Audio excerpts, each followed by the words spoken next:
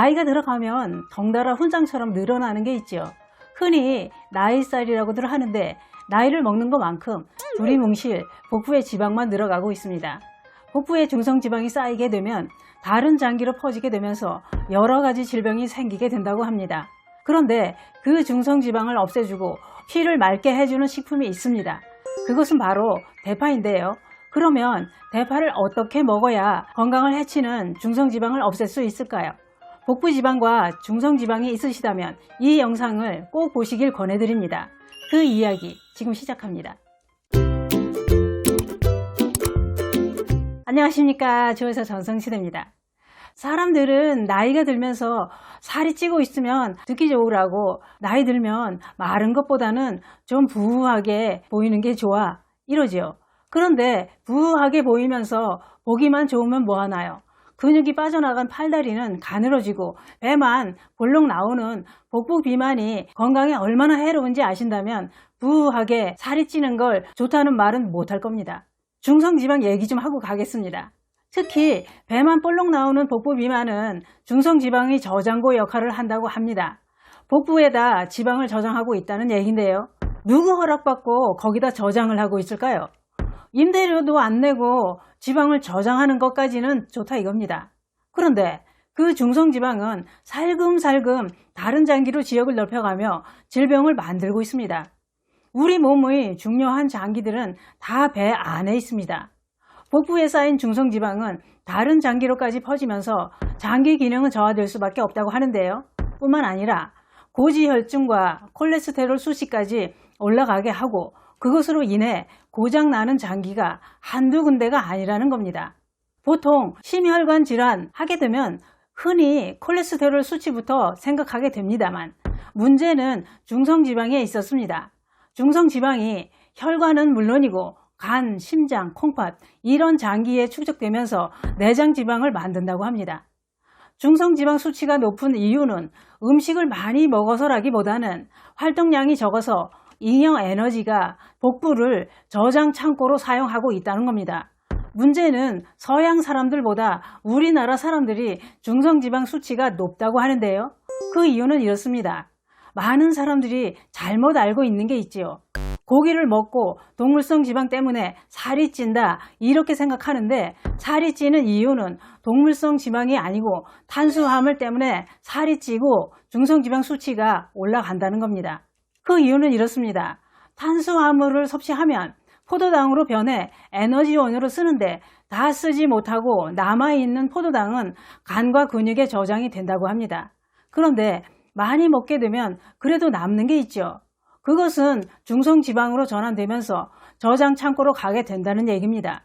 그런데 다행인 건 콜레스테롤 수치보다 중성지방은 관리하기가 쉽기 때문에 생활습관만 바꾸고 잘 관리하면 허락 없이 사용하고 있는 저장 창고에서 얼마든지 내쫓을 수 있다고 합니다. 그게 그렇습니다. 뭘 어떻게 먹느냐가 제일 중요한 것 같습니다. 중성지방도 음식 영향을 많이 받는다고 하는데요. 중성지방 개선에 도움을 주는 식품 중에 하나가 대파라고 합니다. 대파는 혈액 속의 중성지방을 없애주고 피를 맑게 해준다고 하는데요. 그 이유는 대파에 들어있는 비타민 P의 작용이라고 합니다. 비타민 P는 노란 빛깔을 띠는 식물 색소 영양소라고 하는데요. 비타민 P는 항산화 기능을 가진 물질을 총칭하는 플라보노이드 성분이라고 합니다. 이 성분이 혈관 건강을 다스리는데 효과가 크다고 하는데요. 대파에 들어있는 비타민 P는 혈관 안에 쌓인 노폐물을 제거해 줄 뿐만 아니라 나쁜 콜레스테롤 수치를 낮추는데 큰 도움을 준다고 합니다. 또 혈액순환과 혈류 개선에도 도움을 줘서 혈전을 방지하고 고혈압에도 효과가 좋다고 합니다.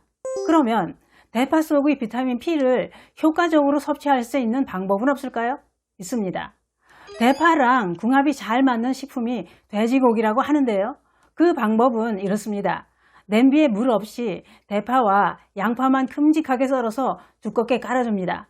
그리고 거기에다 지방 없는 돼지 살코기를 덩어리째 넣어서 1시간 정도 익혀주면 최고의 궁합인 대파와 돼지고기 찜이 완성됩니다.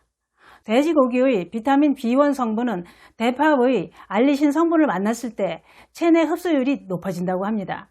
대파는 생으로 먹게 되면 맵지요. 그 매운 향이 알리신 성분이라고 하는데요. 알리신은 비타민 B1과 결합하면 알리티아민으로 전환되어 비타민 B1의 체내 이용률을 높이고 신진대사를 활발하게 해 피로회복 개선과 자양 강장에 큰 도움을 준다고 합니다.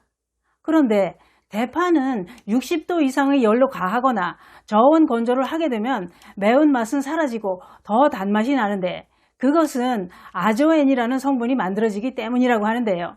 아조엔 성분은 비만과 대사질환에 효과가 좋을 뿐만 아니라 몸속에 노폐물과 독소를 배출하게 해서 체중 감량에 도움을 준다고 하는데요. 특히 신기한 건 대파는 구우면 노화 방지 효과가 2.5배나 더 증가한다고 합니다. 그래서 기름에 살짝 구워 먹는 게 좋다고 하는데요. 또 대파를 효과적으로 좋은 효능을 뽑아 먹는 방법이 또 있습니다. 대파는 생선과 육류의 비린내를 잡아줄 뿐만 아니라 함께 섭취를 하게 되면 칼륨과 칼슘 그리고 인이 풍부해서 영양 균형을 잡아준다고 합니다.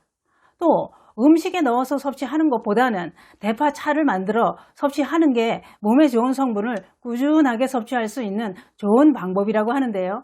대파에는 유화알릴이라는 성분이 들어있는데 이 성분이 활성산소를 제거하고 감기도 예방해 준다고 합니다.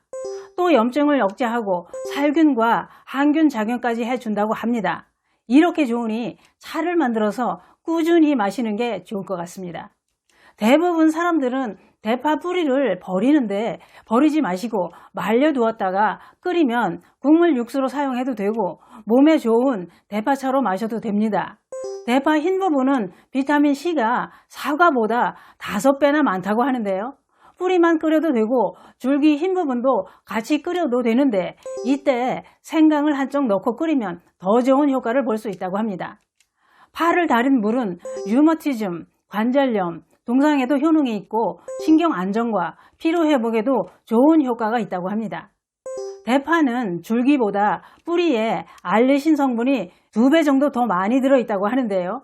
항균과 항암 효과가 있어서 옛날부터 독감이 걸렸을 때도 대파를 뿌리까지 달여서 먹었다고 합니다.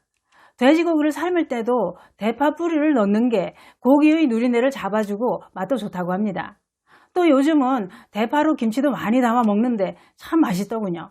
대파김치는 겨울에는 잎까지 담그고 요즘 같은 때는 잎은 억세니까 줄기만 담는 게 연합니다. 대파김치 만드는 방법은 이렇습니다. 먹기 좋게 자르고 쪼개서 젓갈을 살짝 뿌려서 절여줍니다. 그 다음은 일반 김치 하는 것과 같습니다. 양파와 찹쌀풀도 넣어주고 매실액까지 넣고 버무리면 끝입니다. 익혀서 드시면 진짜 죽입니다. 침이 고이네요. 대파도 부작용이 있을까요? 대파는 따뜻한 성질이기 때문에 땀을 많이 흘리거나 열이 많은 사람은 많이 드시는 건 좋지 않겠죠. 또 위가 약하신 분들도 조심히 드셔야 됩니다.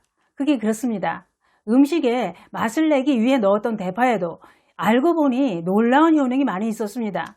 대파로 김치도 만들고 대파차도 만들어 마시고 대파 기름도 만들어 먹고 대파 돼지고기찜도 만들어서 꾸준하게 먹다 보면 중성지방은 어느새 저장 창고를 비워둔 채 사라지고 없을 것입니다.